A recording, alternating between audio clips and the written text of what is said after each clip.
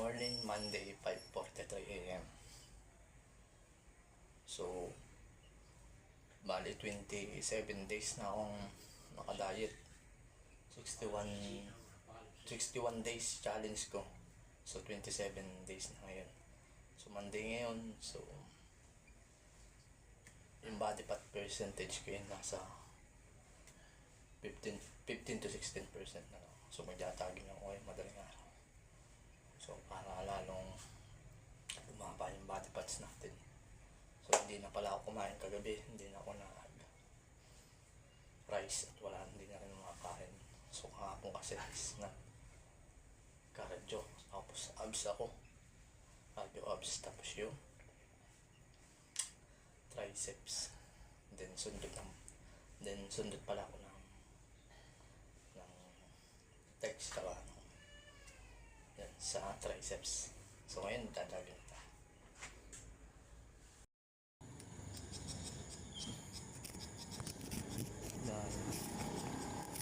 December 1 na mga fitness. Yan, magdadaging tayo. Yan, so sana marami pumasok kayong blessing ngayong December 1.